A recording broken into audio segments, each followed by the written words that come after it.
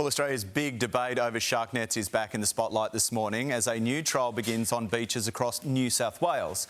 LED lights have been attached to more than 20 nets in a bid to stop turtles from being caught and dying in the mesh. It comes as the government weighs up scrapping the shark nets altogether as calls for their termination does escalate. Let's bring in marine biologist Lauren Sanderman. Great to have you with us. So do you think this will make a difference, these LED lights?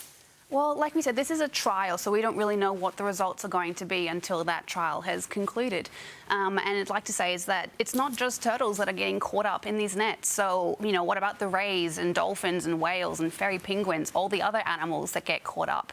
Now, I really do appreciate the sentiment behind this, but the best way to keep these animals protected is to follow the scientific advice for animal protection as well as for human safety, and to terminate the use of these nets when they come out in 2 months' time.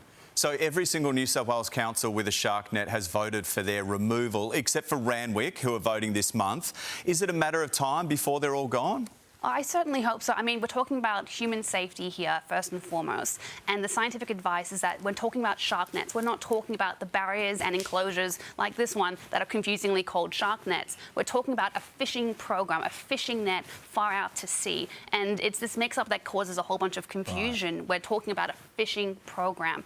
And this fishing net doesn't stop sharks from getting to the beach. And actually, nearly half of the sharks that are caught in this program are caught on the beach side of the net as they're swimming back out to sea. Right. So it's really useless as a form of public safety. So the best way to keep people safe is to rely on the modern, proven technologies that the government has invested tens of millions of dollars and years of research into rolling out. And they're now situated at our beaches. So the government is perfectly set up with these measures in place to just remove the nets and have a modern program. Just quickly, Lauren, I know that WA have put a different type of net in over the last couple of summers. It's a thicker plastic net. It's not like a mesh or a fishing net. Do you think that would work? Oh, those are fantastic. That's a shark enclosure, and that's a fantastic measure. Now, there are limitations where it can be deployed because, you know, high energy, lots of waves makes it hard to put these things in the water.